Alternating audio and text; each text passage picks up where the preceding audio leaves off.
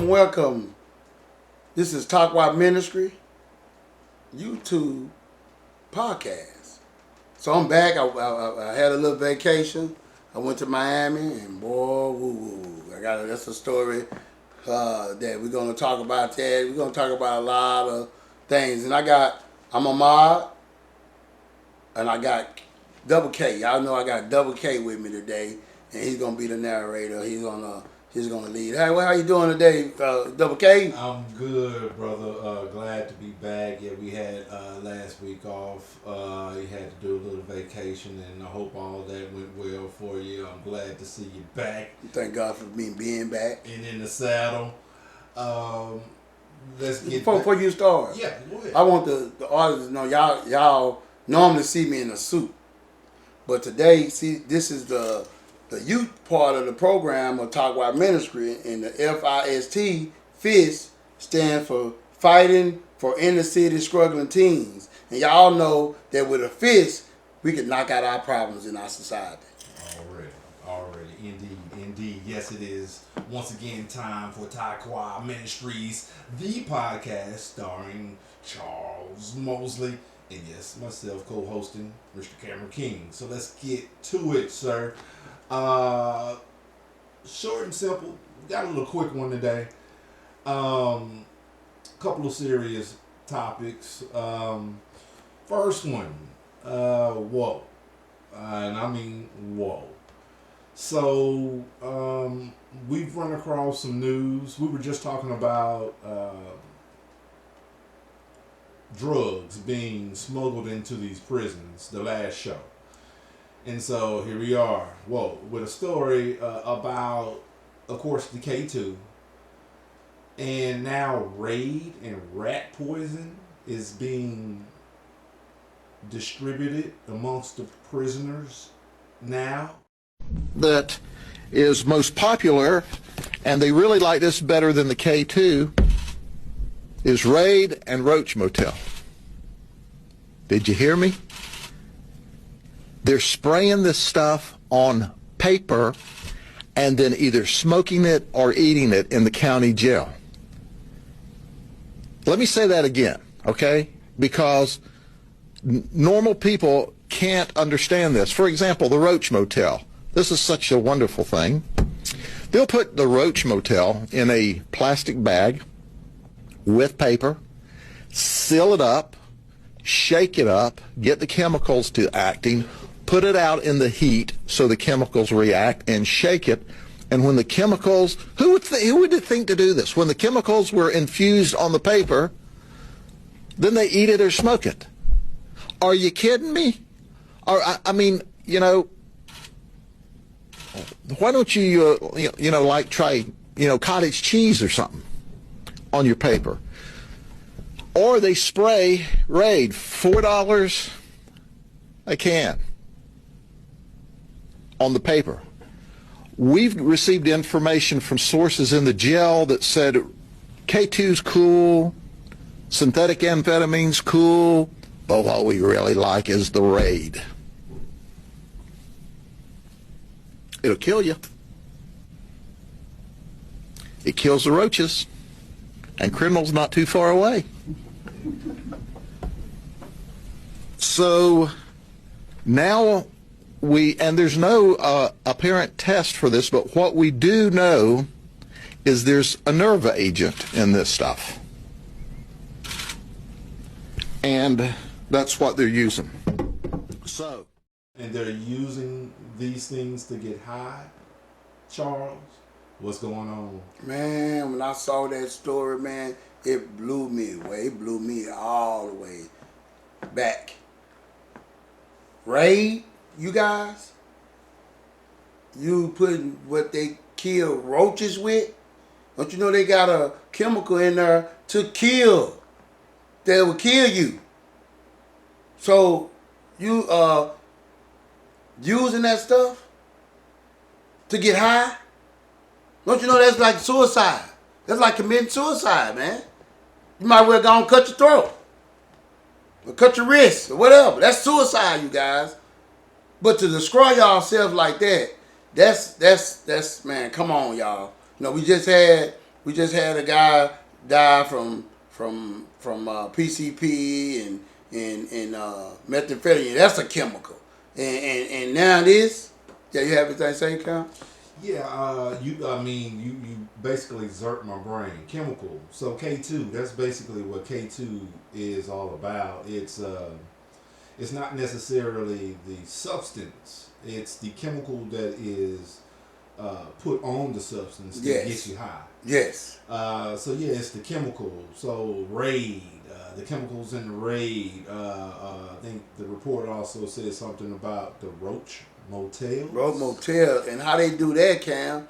He was describing, and it was the sheriff. It was like a deputy sheriff or the sheriff of the county they was in. That he was having a public speaking or whatever. But he said what they do is they take it and put it in the heat, put it in the sun, and let it do something, whatever the reaction to the sun that it has. They take it, then they put it on like the roast spray, the Raid roast spray. They just can spray it on the stuff and then have it to go. But the one that's in the roast motels, what they said they do is you got to go and set it in the heat, and then it'll draw. I think it'll chemicalize in some way within that little old motel, different thing, and they get it and they'll put just a little bit like they do the K2. They put just a little bit on the paper, and then they smoke it or they inhale it, or however they get high, and that's dangerous right there, you guys. And so let's make note that this is nothing new. We've ever since I'm darn near 50, and ever since I was a kid, I've always heard of the stories of the other kids going under the kitchen cabinet and grabbing the chemicals out from underneath the Lysols and the Pine Sols and whatnot, and sniffing on the paint in the garage and all sniffing on that. yeah. So this is nothing new, It's but nothing it's new. too an But the absurd, Raid, though? it's at an all-time absurd level, I would have to say. Yes, I agree. So what are we? I mean, it's just a simple drug problem, I'm guessing, Charles. Is how you feel Man, no, about I think it's a mental problem, man. It's a mental. It's something. A lot of them, as you say, I don't know how long they've been locked up. That's kind of a factor too, because if you was out here doing it, but if you locked up, I've been locked up. I did 10 years in prison, so I was using drugs. So when that drug got out of my system, I didn't crave for the drug. So it have to be that the ones that's craving for it has been doing it all along, or you just fresh in there and you haven't got it out your system. It's one of the two. But I think it boils down to a mental problem, Cam King. That's what my opinion is. It's a mental problem, because that's a insane. Yeah. You guys, to go and get some roach spray that you go around spraying and get these little roaches out your house, and you gonna go and smoke it or inhale it or whatever they do with it. Oh man, that's insane. That's a sanity thing. I'm gonna give you an absurd round of this or that. Okay, would you rather? And I'm not poking fun or making light of the situation, but would you rather? I'm just trying to see the lesser of two evils. Would you rather see these prisoners overdosing off of PCP and methamphetamines, or worse? Or the same or worse off of roach spray? And K2 is probably in the same category as these under the sink counter type of thing, aerosols and whatnot that you can get high off of. Both, to me, you have a serious problem if you're doing either one. Yes. But if you had a choice, if you could stop one altogether and completely, the drugs being pushed into prisons, or somehow putting a stop to this absurdity, because don't you think somebody's going to really hurt themselves? Yes, exactly. Not even kill themselves. What if you just brain dead for the rest of your life or something off this stuff? Yes. Well, I mean, so Pick Man, the it's lesser of two poisons. it's really, like I say this, Camp King, and my audience, my devotees, my fans. Man, with me, my opinion, I can't choose now one of them. But he asked me which one that I would I choose. PCP, methamphetamine. I would, like I say, Raid though, I wouldn't put that on nobody because I know what that's made of. Now the PCP, I used to do it. I used to smoke that PCP, so I know how that works too. So I rather, if it was a pick choice, I rather the methamphetamines and the PCP compared to the road spray. Any solution to this besides getting those prisoners some real true to life rehab, drug rehab, and rehabilitation for these things? You remember the last podcast we had, and I told you that a lot of guys got out, and I kind of like interviewed them a little bit, asked them questions about what they think about the administration. I feel very strongly that the administration don't eat, because they go behind closed doors, guys. They go behind these closed doors that only they know, not the guards or nothing. The only thing they doing, they passing down the order to the guards, and the guards is just like down with it. The ones that they use to knowing that, hey, I want to use you all, y'all the one that's gonna be the one that's gonna be distributing. Y'all gonna be able, we gonna have access to all this. I'm gonna get y'all to dim down the fights and all the confusion that if you're a normal person, but you're on influence, and y'all seen it, y'all look at social media, y'all look at Facebook, TikTok, and all that, y'all see how these drugs is doing these people. You can't even defend yourself. I can rape you on that. I can do whatever I want to you on that. Because you ain't in your right mind. You like gone. You like gone. Like, I have never seen this kind of behavior on no kind of drugs that this stuff does to you. It makes you like can't even stop moving, and you got this look on your face that you like stuck, and you know wild around and doing all this with your mouth, and that's insanity. But then it's a control. I feel it's more the control that the system had come up with. That's why it's so much drugs. That's why when I was down there, it was a lot of fights, and it was back almost 20 years ago. That was almost 2 decades ago when I was down there. So everything done changed. I didn't see none of this. We had no K2 and all this in there. If I did, I didn't see it. So that's what I'm feeling, Cam King, is that the drugs is being used for control. So before we move on, touching on that very topic, which goes back to a couple of weeks ago, our conversation from a couple of weeks ago, the clip that we got this from, that reports on this, where the prisoners are now partaking in getting high off of Raid and Roach motels. So the clipping of the sheriff, marshal, deputy, whatever it was that was making the report, only shows him making the report, right? Putting the information out there, but no solutions. Didn't talk to, didn't make any points of how the system, the prison system, was planning on trying to put an end to this. Yes. So my last question before we move on: do you think that anything is going to be done about this, or do you think that kind of falls into your theory that the wards of the state may feel like welcoming these drugs and these substances into the prison because it makes their job a little bit easier, in that it would subdue, in some way control the prisoners, which would be violent offenders that they don't necessarily want to deal with? Yes, and that's what I'm more geared to that concept about the whole thing, because like you said, like you mentioned before, he didn't have a solution to that the issue that they was dealing with.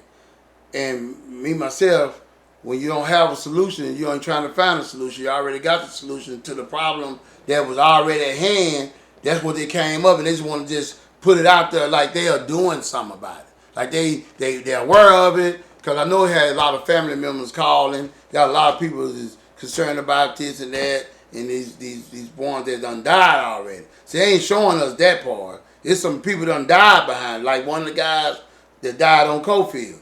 So it's a lot of more that's gonna be dead behind this roast spray, this roast spray. Roast motels and all this other PCP and methamphetamines and whatever other drugs out there that to keep them down. Because like I say, I reiterate what I said about when they knowing that there's something on the pod, everything quiet. Ain't nobody in the day rooms, ain't nobody watching TV. Everybody's up now. And the ones that got the mind that's sane, a sane-minded person, that's like really like, whoa, man, what's going on? They gonna be calm, they gonna be chilling because they tripping out on all this stuff that's going on around them.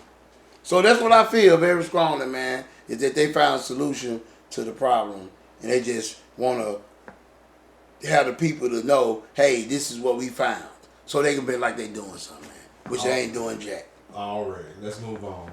So, before you get into it, I'm going to play a clip, but I'm going to set it up first. So, we've all heard of how East Coast residents and people who are from the East Coast, how rude their behavior can be, right? So, I have a personal experience. Back when I was in high school, it was real big around here to do the telemarketing thing, right? And so one of the places that this particular telemarketing job that I was holding was calling was Philadelphia. So in New York and some other East Coast cities, but in particular, Philadelphia comes to mind when that computer would call these people on the East Coast. Man, they didn't give you 3 seconds. If whatever you were saying, selling, talking about wasn't what they was on or having at that particular time, man, they would cuss you out so fast and hang up that phone so fast. And so all of that, all of those rumors that you heard about how the East Coast residents, people from the East Coast can be rude, man, I saw that, right? Right. So we're going to play this clip. Well, you already know New York is a vibe, right? It's also an attitude, but apparently not a bad one. Turns out New York City is not the rudest place in America. It's not even in the top 10. At least that's according to language website Preply, which surveyed Americans in the largest 46 cities, and it ranked NYC in the 21st spot. Miami topping the list, with Philly and Tampa taking the 2nd and 3rd spots. The least rude city is Omaha, Nebraska. The company says key factors are a lack of care for others, being loud in shared spaces, and a lack of self-awareness. So that was the clip, a little bit, an excerpt from the story, and talking about how Miami may be the rudest city in all of the nation right now. According to the new study. According to the new study. You just made a recent pass through Miami. Yes. You went to Florida. So Miami. You can speak on it. I can speak. I just came, but that's where I was at, you guys, when I didn't come. Y'all didn't see me last week. I was down there, man. And the energy that's down there is so I'm talking about wicked. It's wicked. But let me explain to you guys what the rudeness came at. That right, like you can't even explain it. Why these folks doing? So I'm at. You know how you going and you finna turn into somewhere. You go like the little turn in. And you wait on these cars to go by. You wait on these cars. You got cars coming. You can't go nowhere until the traffic clear or you got a big gap in the cars that's coming. But these ain't no gap. I'm sitting here at the thing turning in. And ain't no light, no stop sign, and nothing like that. I'm turning in like I'm turning up in these neighborhoods. And don't you know they was blowing at me? I had to actually get out, and not trying to like be bad or start no road rage. I'm just getting out because I ain't got no phone to call the dude. So I have to tell him, hey man, I'm gonna move when these cars move. You see all these cars come, I can't, what you want me to do? What can I do? These cars is coming by. I would move when the cars get through coming by like a normal person. Bum, bum, bum, bum, bum. Like, man, you tripping. I said that till the cars got out. Then when they wanted to do a U-turn. But you can't U-turn with these cars. I don't care what it is. We got to let these traffic come by before you can do anything. Come on, y'all. But me, I kind of made a joke out of it with my son, because my son with me. I would say, baby, what they think I'll do is, like, stay right here and say, okay, I can go now. You know what I mean? Come on now. You know, like beating the car like then they going to be blowing at me because they're almost about to hit me. So that's one thing. So we was at Walmart. You know, when a guy come out of the lady or man, whoever, family, coming out of Walmart with the baskets, they got the right of way, guys. Y'all know it. Y'all got Walmarts all over y'all cities, towns, wherever y'all from. You got a Walmart, or y'all got a grocery store. It don't matter if Walmart or grocery, but we was at a Walmart. So when the people's coming out the door, these folks just driving, just going back and driving, and my son, he's 16 years old. My son said, Daddy, they not letting these people go by. He said, oh, they so rude. That's my son said. And then when we first got down there, so I was like, man. So I stayed right there and I let them go by. They waved, you know, like, then it was another guy that I let go. When I let go, the other car was coming from the opposite direction. The dude had to go behind the car because the car didn't stop. Seriously, man, that's sad. And everywhere I go, if somebody behind you, they born and man, it was just a crazy place. Ain't nobody showing like, and most of them, I'm gonna tell you all the people that was doing it, y'all. People with money, people with, you can see because they had Rolls Royces, BMWs, Benzes, Lexuses, all these. You gotta have a little money to have these type of cars. That I was seeing that these people were being so rude. So this is a kicking part right here, y'all. So we was at a light getting ready to go. So I seen these young guys. Cause you see, I love the youth, man. Cause as you say, when we was young, they said the youth is our future. The kids, the younger generation is our future. So that being said, I was at the light. I seen these guys, these young guys. You don't know what condition their family in. You don't know what's going on in their household. You don't know if they're doing this for buy their own school clothes or school supply. I don't know. But they were selling water and Gatorade. So I get in my pocket. I told my son, I said, man, give me $5. You got $5? So I went on and got my wallet. I had up time for this light change. So once I was getting it out, I gave him $5. When I was finna give it to him, the light changed. So they behind me blowing when I'm trying to holler at these kids. So hey man, come over here, man, and get this $5 because they was at the light. I'm like maybe 3-4 cars behind. So when they came and got the money, they blowing, and the kids out there were saying, y'all should be trying to give and trying to help us, and with y'all blowing at him who trying to help us. That's what I'm hearing these kids say. These babies are saying that.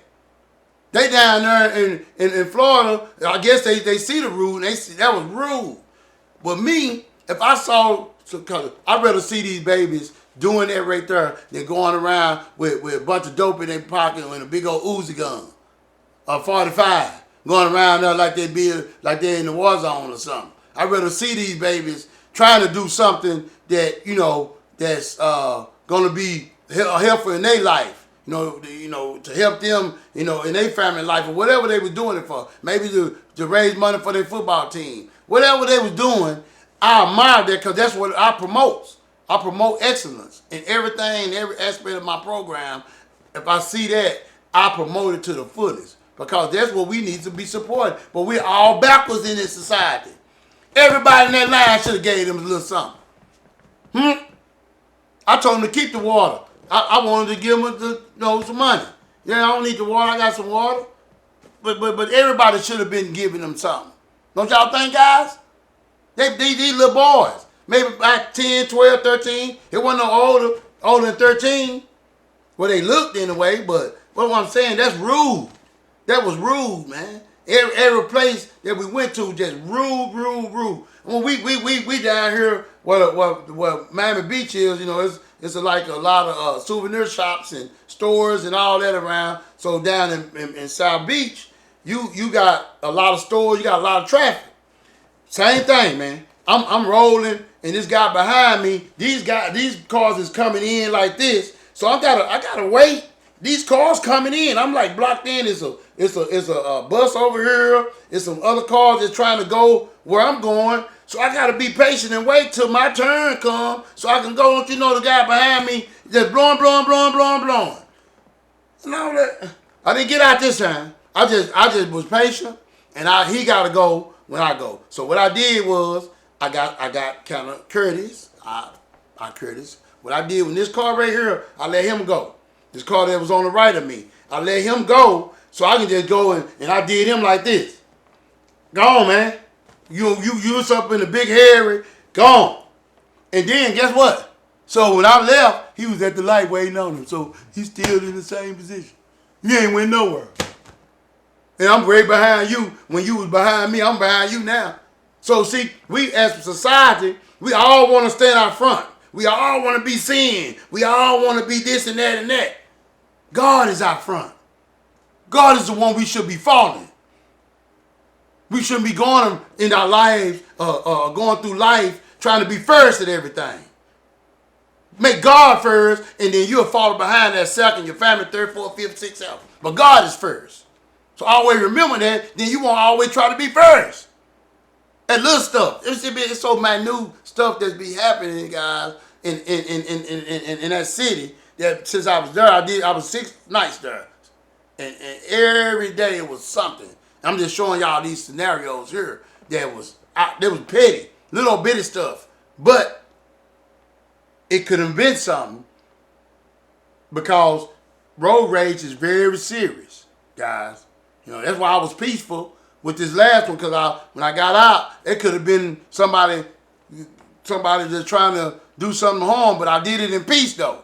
I didn't go out there, motherfucker, cussing this man out, doing all that, because I let it down, and I said, sir, please just wait on the cars and I'll leave. That's how I came. I had a phone, I called him. Say, man, wait, I'll be through in a minute, but I had to address him in a calm and professional way. I didn't go out with the flipping their hands, and because I don't want nobody to do me like that. So I just want you guys to know that firsthand, Miami is the rudest place and the most demonic place I ever been in my whole entire life. I never want to go there no more. So we'll move on, and before we do, I'll leave it with this. On my podcast that I do on Mondays, Dallas Vibes, I always leave off with these words. Have a great, productive rest of your week. Do not run nobody over or kill anyone. And as a matter of fact, show some courtesy. Be kind. Give somebody a kiss and a hug. How about that? All right, I love that. All right. And we're gonna close with this. Like and subscribe, and we'll be back next week if it's God's will with more content. Thank y'all and have a blessed day.